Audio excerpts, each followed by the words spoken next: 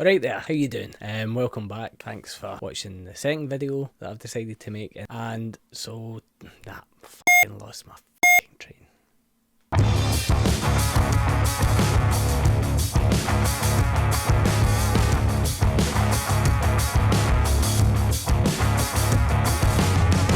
Alright, and welcome back to Chiefs Drinking. Thanks for deciding to click on the second of these videos that I'm making in the post-apocalyptic times that we're in, and we're just trying to get through each day without venturing outside. Now remember, don't go outside because it's a lockdown.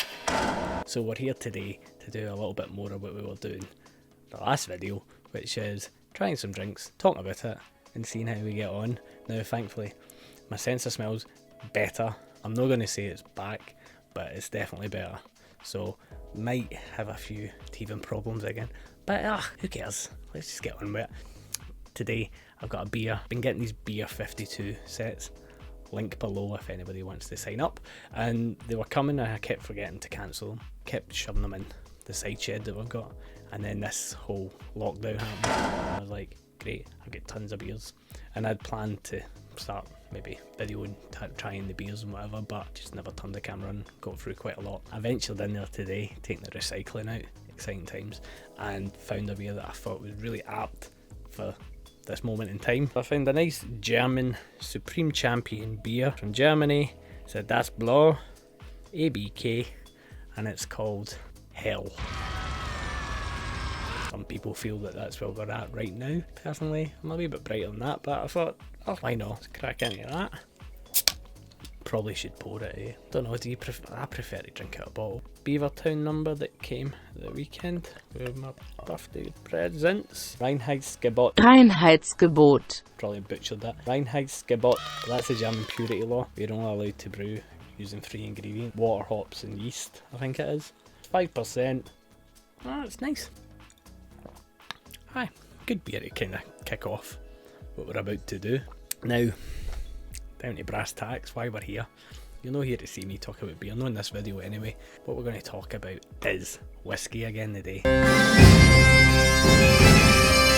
And more particularly, blended whiskey. You get your malt whiskey, or as American call them, the Scotches, malt Scotch, single malt, and then you have a blend whiskey, which a lot of people kind of look at blends and think, oh, they're cheap and they're nasty and they're crap.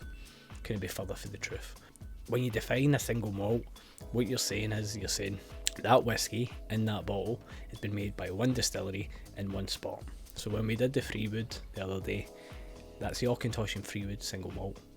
It's just whiskey that's made at that distillery and then put in that bottle. And then a blend is when you take different whiskies, single malts, you have pure single malts, or grain whiskies, and you mix them together to make something else. So you're blending them, you blend the flavours. It doesn't mean you're putting crap in or anything like that. It just means that you're picking some different whiskies, mixing it together. You add your parts together, you get a sum of all parts. So that's your blended whiskey. The definition of this by the Scottish Whisky Association, who can be a little bit strict on how they say stuff, is a blend of one or more single malt Scotch whiskies with one or more single grain Scotch whiskies make a blended Scotch whisky. But basically, tons of whiskey in a bottle, boom, there's your blend.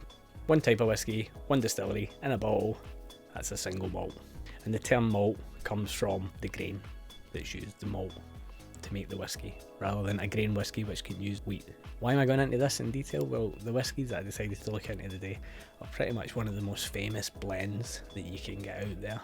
And it was started by a couple of brothers up in Aberdeen a long time ago. We're going for the Chivas Regal, and we've got the 12 here.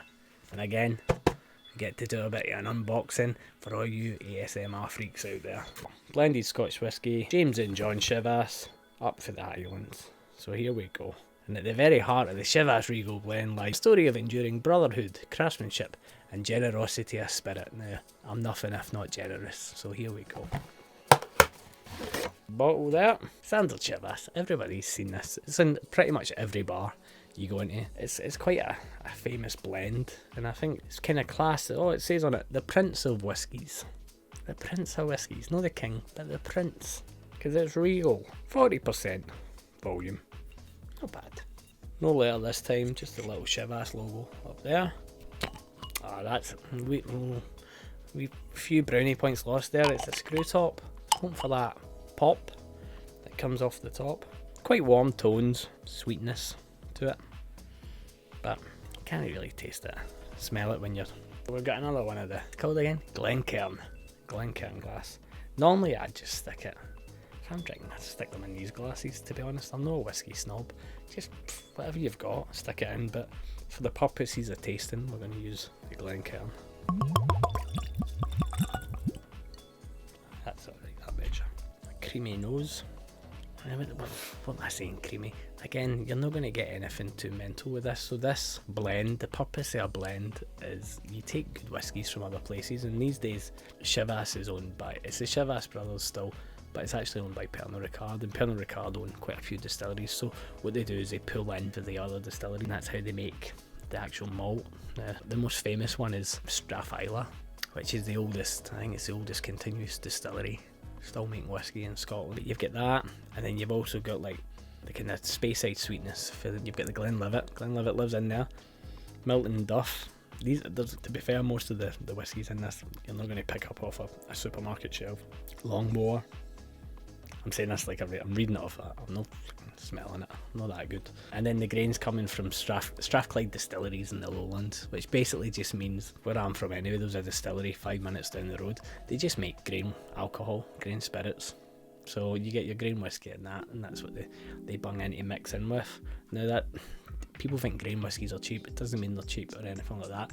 It just means how they're produced are slightly different. There's a quicker turnaround to kind of make the grain spirits, but they're still aged, and I think that's the important point, because on the bottle here, right here, you can see it says 12, and the 12 means that's the youngest whiskey that's living in there.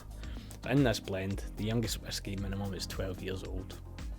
It's not how long the blend's been sitting, but the youngest malt in this or grain is 12 years old. Now, that's been enough rambling. I'm going to get the first taste. Again, you always get that warm hit in your chest. That's just an alcohol thing. That's not the whiskey thing. But what you get is there's no harshness to it. There's no an immediate like smoky hit or a that's quite mild or sweetness. There's a nice balance to it. I think that's kind of, they talk about the art of the blend, so it makes Chivas so good. Chivas always were very good at finding that right mixture to kind of nail the taste buds at the time, because remember, people's taste buds change as well. Now, I'm not saying Chivas 12 now and Chivas 12 back then is different. I don't know the answer to that, but I would imagine that as taste mature and change, the master blender's job is to find that right mix and ensure that continues for Chivas. So, in the words of PewDiePie, it's nice, very nice, it's drinkable, it's easy. What I'm going to do again is sweet splash of water in there. The splash of water, I said this in the other video, it opens it up. You get an immediate smoother, it gets lighter this one anyway when you open it up. But the reason for it is some people prefer the taste, and I think when you're drinking Chivas or any blend, in my opinion anyway, mix it. Oh God! Oh Jesus Christ! Mix it to your taste. Put soda. I drink a lot of whiskey soda, telling ourselves that it keeps us hydrated because there's water in it. If you want to add coke to a blend. Like, where I would not add anything is if you're doing a single malt. Oh, thank God. And the reason for that is because the palates they're built in such a way that they have to be savoured and tasted, and they take a long time to make. I'm talking I've had somebody, when I used to do a barman years ago, go, can I have a Lagavulin 16-year-old, so it's smoky, and they're like, and Diet Coke. No, don't do that. No, because I'm being a snob, but also it'll taste like absolute garbage. It'll be crap, so don't do that. Add the water in. You're basically making it to taste. If you want to add ice, add ice. The only reason I'm not adding ice is don't have any. There's no space in the freezer because of this lockdown, so it's just full of frozen food. Normally I'll have whiskey and ice as well, which people go mental about, but who cares? And immediately you see that it's so much easier to drink with the water in it. That burn, that initial burn, the harshness of alcohol, gone. Sweetness is there. There's a honey, hazelnut and butterscotch. Hazelnut again. It's not like the Freewood, completely different experience to the Freewood that we had. And that's the Auchentoshan Freewood, in case you've not seen that video up there.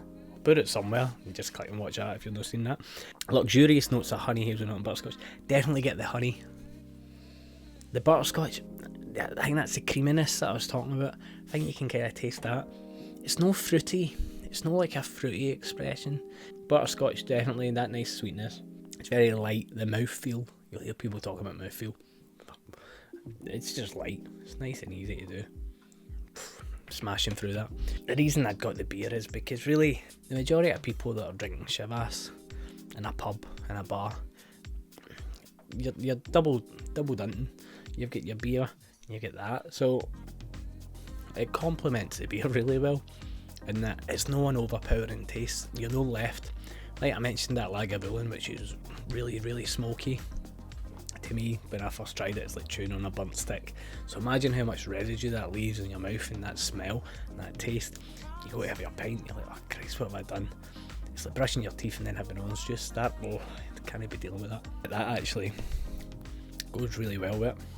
And then I'm not kind of chasing the two of these, but you'll see why in a second. Really nice. Just really simple, lovely blend taste. Wee facts about it here, right? And how it came about. It's not a history lesson, nobody's got time for that. But basically, Chivas brothers, a couple of brothers, owned a grocery shop in 1801. Never made any whiskey. That came nearly 50 years later. So what happened was, as usual, one of the best things invented by a Scottish guy. This guy, called Robert Steen, in 1826, invented what is known as the patent still. But really it became famous when an Irishman called, I'm going to struggle with this name, Anus Coffee, tweaked it and then trademarked it in 1831, and that became known as the coffee still. And there's whiskies out there where it's like coffee. There's a couple of good Japanese ones that mention coffee. It's nothing to do with coffee, the bean, nothing. It's coffee with a Y, the still guy. So basically what that meant was you could now make whiskey. The distillation method had changed from the traditional malt stills that they were using to make the whiskey. You can now make it with wheat and other grains. So all of a sudden the market's flooded with these other types of whiskies. So what the Chivas brothers did, which was the same as Johnny Walker and the same as Dewar's, who were all grocers, was they started to blend together, barrel up malt and wheat whiskies together, and then started to blend them in and create their own whiskey, and that's what kind of gave birth to the blended whiskey. In 1901, Chivas Brothers had long popped it. The business had moved on, still called the Chivas Brothers, and the master blender, he put together what became known as Chivas Regal, a 25-year-old blended whiskey, which was known as the most luxurious whiskey you could have. That's the kind of quick layman's guide to Chivas Regal and how it's kind of got to where it is today.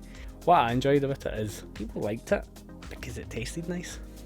And is there any of these best-selling whiskies, because this is a best-selling whiskey, it's because it tastes nice. There's no snobbery involved. If something's nice, people like it. It's called a pop song because it's popular.